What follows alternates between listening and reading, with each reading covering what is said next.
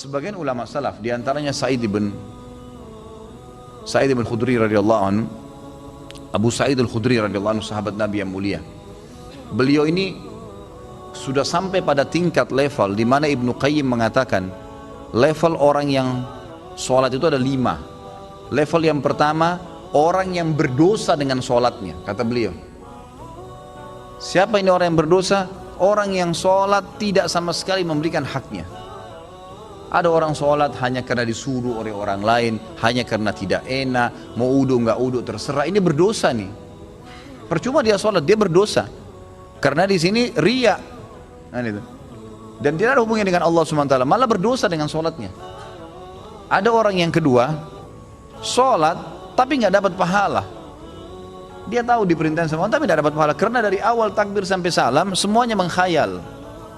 Ini orang yang percuma, nggak ada pahalanya. Masuk dalam sabda Nabi SAW, ada orang yang hari kiamat diremuk-remuk sholatnya seperti pakaian kotor lalu dilemparkan ke wajahnya. Karena dari takbir sampai salam nggak ngerti apa yang dia lakukan. Untuk apa sholat kalau begitu? Allah nggak butuh sholat kita, ikhwani. Allah nggak butuh. Biar kita sholat khusyuknya luar biasa, sujudnya sampai berhari-hari nggak angkat kepala, tetap aja Allah nggak butuh dengan itu. Kata Nabi SAW dalam hadis qudsi, Allah SWT berfirman, wahai anak Adam, apapun yang kau kerjakan tidak akan bermanfaat bagiku dan aku akan kembalikan kepadamu. Itu amal kalian yang akan bermanfaat buat kalian sendiri, tidak ada manfaatnya buat saya. Kata Allah SWT, hadis qudsi. Ini luar biasa, harus kita faham nih, yang tidak boleh salah dalam masalah-masalah seperti ini. Maka kita harus tahu bahwasanya sholat itu kita yang butuh dan bukan Allah Azza wa Jalla. Baik, Abu Sa'id al-Khudri, Ibnu Qayyim mengatakan tadi orang yang kedua adalah orang yang tidak dapat pahala sama sekali. Yang ketiga, orang yang dapat pahala tapi pahalanya pas-pasan. Ini sesuai dengan sabda Nabi SAW.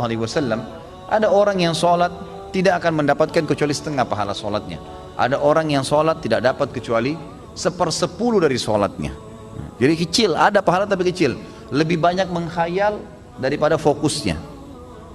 Yang keempat adalah orang yang sholat berusaha untuk fokus, gitu kan? Tetapi terkadang masih menghayal, masih terlintas. Maka ini lebih dominasi pahala yang dia dapatkan daripada hilangnya pahala. Karena kalau kita lagi baca Al-Quran atau kita lagi baca bacaan sholat, kemudian kita fokus, dapat konsentrasi, ikutin bacanya, dapat pahala terus per hurufnya, gitu kan? Pergerakan juga ada pahalanya. Tapi pada saat kita baca terus kita nggak sadar lagi menghayal, cuma lisan kita karena sudah terbiasa membaca jadi ngucapin kena rutinitas, itu nggak ada pahalanya, gitu kan? Itu nggak ada pahalanya. Orang yang keempat ini adalah golongan orang yang dapat mayoritas pahala sholatnya, tapi masih ada yang hilang. Bedanya tadi dengan orang yang ketiga, mayoritas pahalanya hilang, cuma sedikit yang dia dapatkan, gitu kan? Terbalik. Yang kelima ini yang luar biasa, orang yang sholat semuanya dari takbir sampai salam fokus. Bahkan kalau mereka sholat, mereka sudah lupa siapapun yang ada di sekitarnya. Mereka tidak perlu tahu tempat itu di mana mereka berada, sampai pada tingkat itu. Abu Sa'id al-Khudri radhiyallahu anhu dikatakan dalam riwayat dan masuk dalam poin yang kelima ini. Jadi bukan jangan anda katakan oh susah orang kalau fokus sholat, itu nggak ada susahnya. Asal dia mau, dia tahu dulu nilainya kadar sholat itu. Abu Sa'id al-Khudri berkata radhiyallahu anhu, saya pernah disuruh oleh Nabi SAW menjaga pasukan di malam hari dan Nabi SAW sedang tidur bersama dengan pasukan. Maka saya pun sholat di semak belukar.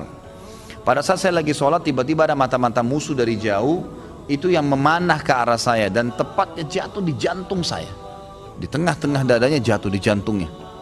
Dia bilang lalu keluar darah. Tetapi pada saat itu saya sedang sangat menikmati surah Al-Kahfi yang saya baca, sehingga saya tidak merasakan perihnya dan sakitnya anak panah itu.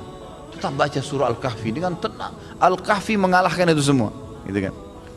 Lalu kemudian dia berkata, mata-mata itu melepaskan lagi anak panah yang kedua. Dilepaskan anak panah kedua, jatuh tepat di sebelahnya anak panah pertama, tergores, keluar darah lagi. Tetap saya masih belum merasakan sakitnya karena nikmatnya membaca surah Al-Kahfi. Sampai musuh itu melepaskan 9 atau 10 anak panah. Sasarannya semua hampir sama, di jantung. Dia bilang, kalau bukan karena saya khawatir, ini sudah mulai berat, ini 10 anak panah di dadanya. Dia bilang kalau bukan saya khawatir saya terbunuh dengan anak panah selanjutnya, kemudian Nabi SAW dan sahabat-sahabat yang lain akan dibunuh oleh musuh, demi Allah saya akan selesaikan sholat saya dengan surah Al-Kahfi. Tapi karena saya khawatir itu maka dia ruku. Dia bilang waktu saya ruku, kemungkinan mata-mata itu tahu kalau saya manusia. Tadi dia ragu. Kemudian dia lari dan tidak jadi menyerang pasukan muslimin. Tapi saksi bahasan kita bukan masalah perangnya. Bagaimana Abu Sa'id Al-Khudri bisa fokus sampai tidak merasakan sakitnya anak panah. Coba nih teman-teman di sini kalau digigit nyamuk, ya. Digigit nyamuk gimana tuh? Jangan kan digigit, baru suaranya sudah buyar semua konsentrasinya, gitu kan? Seseorang di antara sahabat dan tabi'in dinukil dalam buku-buku tentang khusyuan salat, kumbang datang menggigit, menyengat dahi mereka, berdarah, mereka nggak bergerak, seperti batang pohon yang kokoh. Luar biasa itu. Karena mereka tahu sama siapa mereka berhadapan, gitu kan? Dan memang ini sudah menjadi tradisi mereka, ya. Bagaimana jikalau kita sholat tapi memikirkan level-level sholat seperti yang Pak Ustadz rincikan dengan pembahasan barusan, apa tetap dapat pahala? Level-level sholat apanya mesti dibayangkan? Enggak, fokus bacaan saja, enggak usah bayangkan yang lain. Alhamdulillahirrahmanirrahim, fokus ucapan diucapkan, telinga kita mendengar, mata kita dibuka lihat tempat sujud. Udah, renungi maknanya. Kalau enggak ngerti maknanya, maka kita ikutin bacaannya. Alhamdulillahirrahmanirrahim, kita dengar dengan kuping kita, gitu kan? Ar-Rahmanir-Rahim kita dengar. Masa kalau dengar musik bisa konsentrasi, dengar Quran tidak bisa, gitu kan? Jadi gitu, seperti itulah. Jadi nggak usah bayangin apa-apa. Nggak usah bayangin apa-apa. Tadi ada yang bayangin kambing sama ayam apa segala, nggak perlu gitu. Apakah level-level tipe sholat tersebut berkorelasi dengan level-level dosa yang telah kita lakukan? Dalam artian level 5 itu dosanya sedikit. Iya tentu saja. Karena itu memang ada hadis Nabi SAW. Ya. Jadi dosa itu bisa menghambat rezeki dan bisa menghilangkan atau mengurangi konsentrasi kepada Allah SWT. Malasnya kita ibadah justru karena adanya dosa. Salah satunya. Maka coba perbanyak istighfar. Saya punya pengalaman pribadi, pernah saya belajar waktu saya masih SMA kelas 3 di kota Madinah pada waktu itu tahun 1993. Kemudian saya di masjid kampus lagi menghafal materi balaghah. Memang agak sulit waktu itu materinya. Saya coba hafal nggak bisa, lupa terus. Saya juga kalau sholat, gitu kan, sering kadang-kadang tidak konsentrasi, lebih banyak menghayalnya. Subhanallah, ada teman dekat saya, Dr. Muhammad namanya, sekarang baru selesaikan S3-nya doktornya. Adik kandungnya Dr. Sulaiman Rahili, sahabat dekat saya, gitu kan. Maka beliau datang ke saya dan mau mengajar. Waktu itu beliau tingkat 2 kuliah di kuliah hadis, ngajar saya.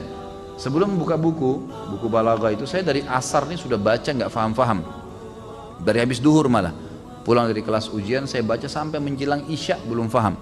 Habis isya dia datang ajar saya. Terus saya tanya, akhi, apa sih sebenarnya penyebabnya? Saya kalau sholat nggak konsentrasi, baca buku nggak bisa hafal-hafal. Dia ucapin kalimat subhanallah menyentuh saya. Dia bilang mungkin kamu masih punya dosa. Padahal waktu itu saya masih kelas 3 SMA dan ini teman-teman perlu tahu ya, saya SMA itu di Madinah. Di Madinah itu nggak ada bioskop, nggak ada karaoke, perempuan semua bercadar, pakai jilbab. Hiburan kami itu dulu kampus, Masjid Nabawi, gitu kan. Kalaupun kita masuk ke mall, ke pasar-pasar nggak ada musik, beli kebutuhan. Kemudian pulang ke kampus, nggak ada celah yang kita mengatakan ada dosa kayak di Indonesia, orang yang masya Allah SMA-nya di sini luar biasa kemana-mana, tapi itu saja masih cukup membuat saya tidak bisa khusyuk gitu. Lalu dia bilang, coba akhi, ente istighfar kepada Allah SWT, kemudian coba sholat, ya, dengan mungkin tujuan dia waktu itu mengajak untuk sholat taubat ya. Ada hadis Nabi SAW riwayat Abu Daud dengan sanad hasan. Tidak ada seorang hamba yang berbuat dosa, kemudian dia berwudu, lalu dia sholat 2 rakaat, lalu dia beristighfar, kecuali Allah ampuni dosanya. Maka saya astagfirullah wa atubu ilaih, saya berdiri, saya sholat. Waktu itu 2 rakaat menghadap kiblat, subhanallah. Begitu saya salam, ini pengalaman pribadi. Begitu saya salam, saya belajar dengan dia setengah jam, buku itu saya fahami. Setengah jam buku itu saya faham. Bahkan saya hafal hal-hal yang tidak saya hafal sebelumnya, yang sudah mungkin 6 jam saya belajar, gitu kan. Subhanallah. Saya jadikan patokan, ternyata memang dosa bisa jadi penghambat itu. Maka makin pekah, makin dekat dengan Allah SWT, maka makin berpengaruh kehusyuan tentunya.